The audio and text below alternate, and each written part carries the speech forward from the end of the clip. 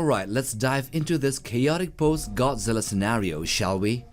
If the big G bites the dust in the Monsterverse, the whole world would essentially flip over. Godzilla is the alpha, the big boss who keeps all the other titans in line, so his death would send shockwaves through the ecosystem of gigantic monsters. Without him, every other titan and their cousin would suddenly think, you know what, I could totally be in charge.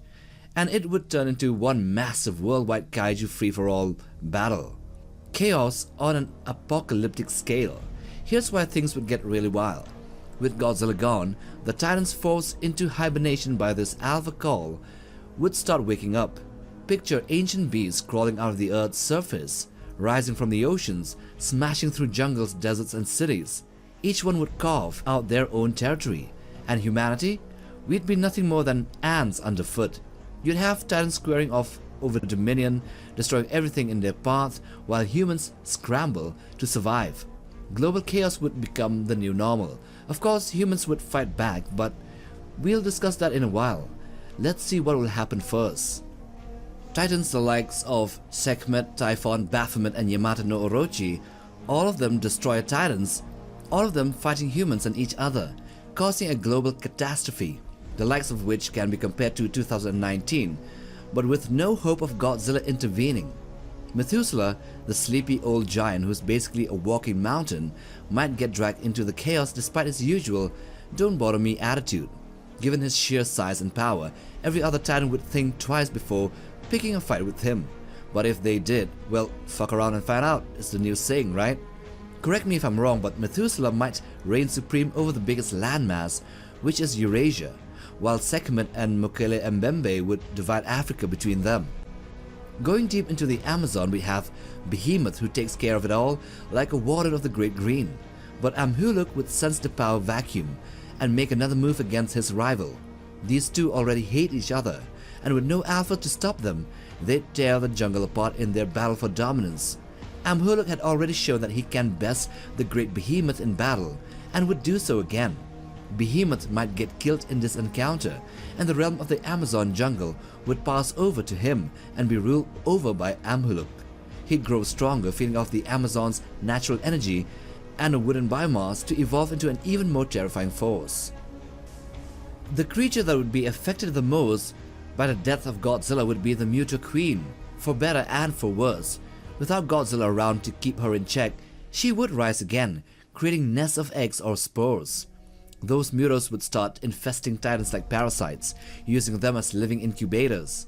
Whole cities would turn into Muto breeding grounds, overrun with their swarms. It'll be a nightmare that snowballs into a new evolutionary war between the titans and these fast reproducing parasitic species.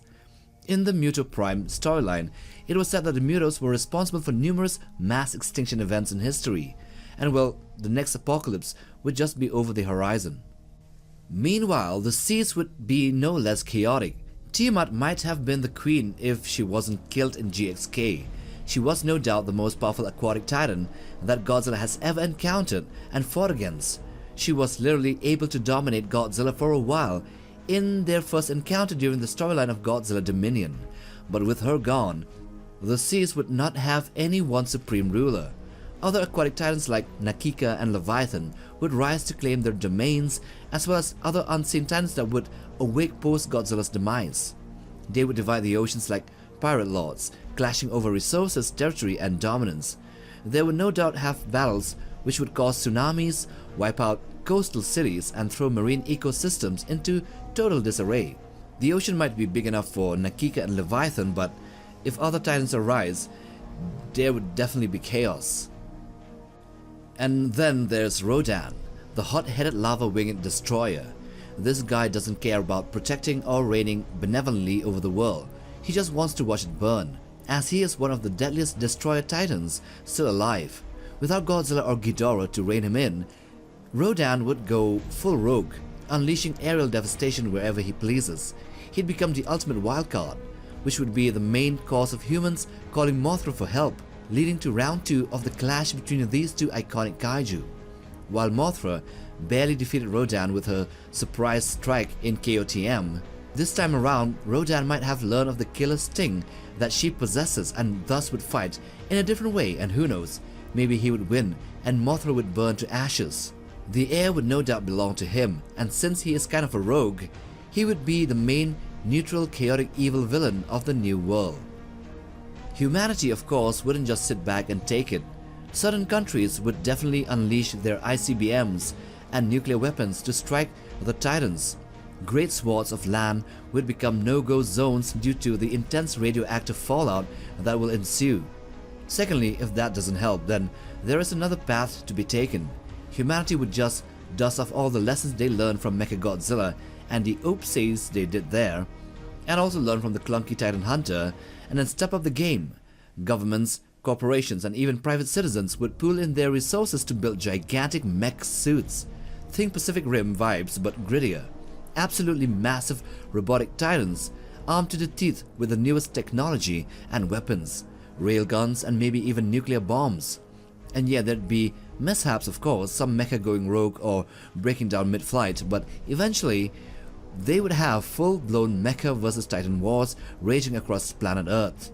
The Mecha G program would get a second shot, but now without the essence of Ghidorah and with worldwide collaboration, eventually a super robotic titan would be made that might prove effective against any titan. And finally, there is also Kong to consider, the current ruler of the Hollow Earth. With Godzilla dead, the pact of him ruling the underworld while Godzilla takes care of the surface just goes void. While all this madness unfolds, Monarch would probably turn to Kong as their last hope. Kong, already a seasoned Titan Slayer, would rally his fellow Hollow Earth force, an army of great apes, to bring order to the chaos. With his trusty axe and primal instincts, Kong would go on a killing spree, taking down rogue titans left and right. He'd establish himself as the new alpha, but not without blood, sweat, and a mountain of collateral damage. Who knows, Shimu might just accompany Kong too in this endeavor and help him rein in the titans to heal. Shimu will be the perfect weapon against Rodan, ice against fire.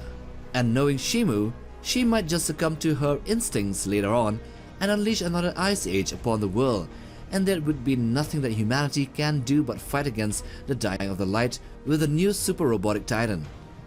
Thus, what would happen if Godzilla died? Nothing but chaos.